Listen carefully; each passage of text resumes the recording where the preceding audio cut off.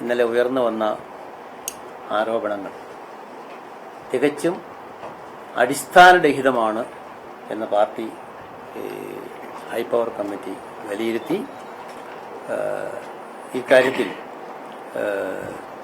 മുഖ്യമന്ത്രി KPCC president ഇന്ന് നടത്തിയ പ്രസ്താവനകൾ സ്വാഗതാർഹമാണ്. ഈ ആക്ഷേപങ്ങൾ ഉയർന്നു വന്നത് എങ്ങനെയെന്ന് കൂടുതലായി പാർട്ടി അന്വേഷിക്കും. രാഷ്ട്രീയമായും നിയമപരമായും ഈ ആക്ഷേപങ്ങളെ നേരിടുവാനുള്ള നടപടികൾ കേരള കോൺഗ്രസ് പാർട്ടി ഒറ്റക്കെട്ടായി നിന്ന് സ്വീകരിക്കുന്നു.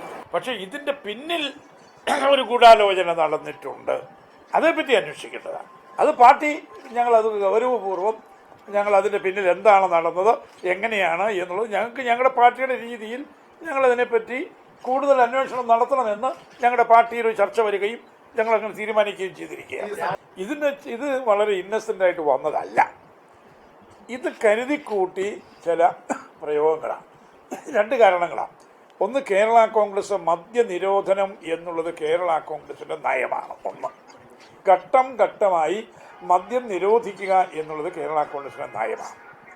ഞാൻ തന്നെ അതൊന്ന് നോട്ട് ചെയ്യണം. ഞാൻ തന്നെ പരസ്യമായി പറഞ്ഞു, ഒരു ബാറ് അടച്ചാൽ അത്രയും നല്ലതാണ് എന്ന് പറയുകയുണ്ടായി. അതിനുശേഷം ക്യാബിനറ്റിൽ ഇത് ചർച്ചയ്ക്ക് വന്ന് പുതിയ ബാറുകൾക്ക് ലൈസൻസ് പുതുക്കി നൽകേണ്ടതില്ല 418 എന്ന് തീരുമാനമെടുത്തു.